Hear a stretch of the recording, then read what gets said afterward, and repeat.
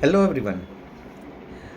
મિત્રો, આપણે બધા આપણી લાઈફ દરમિયાન અલગ અલગ પ્રકારના સેટબેક્સ જે છે, લાઈફની અંદર અપ્સ એન્ડ ડાઉન્સ છે, આંચકા છે, એ તો સતત ફેસ કરતા જ રહેતા હોઈએ છીએ. જેની અંદર અલગ અલગ પ્રકારના સેટબેક્સ આવે છે.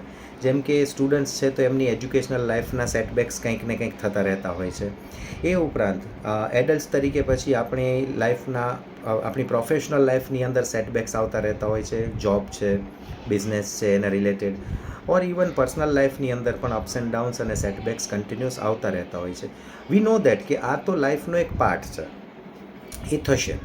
સો ધ થિંગ ઇઝ દેટ કે લાંબા ગાળે, લોંગ રનમાં આપણી લાઈફની ક્વોલિટી કેવી રહેશે, આપણે કેવી ક્વોલિટી સાથેની લાઈફ જીવતા હશું, એનો સંપૂર્ણપણે આધાર જે છે ને એ આપણી ટેવો ઉપર, આપણી આદતો ઉપર, આપણી હેબિટ્સ ઉપર ડિપેન્ડન્ટ હોય છે.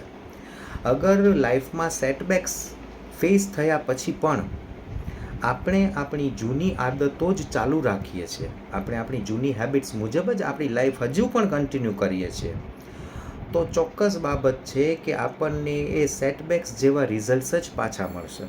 કારણ કે અગર આપણે એ જ હેબિટ્સ મુજબ જીવતા રહીએ છીએ તો રિઝલ્ટમાં કોઈ ફરક નથી આવવાનો. રિઝલ્ટ જે પહેલાં આવ્યું એ જ રિઝલ્ટ આપણને ફરીથી આવશે. પરંતુ અગર આપણને ખરેખર રિઝલ્ટમાં કોઈ ચેન્જ જોઈએ છે તો આવા કોઈ સેટબેક્સના અનુભવ થયા પછી આપણે આપણી હેબિટ્સ, આપણે આપણી આદતો ઇમ્પ્રૂવ કરવી, ચેન્જ કરવી બહુ આવશ્યક બની જાય છે.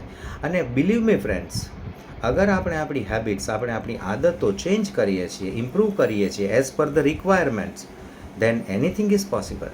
તમને તમારું ધાર્યું રિઝલ્ટ ચોક્કસ પ્રાપ્ત થઈ શકે છે. So in short, change your habits accordingly to change your results. Think about it.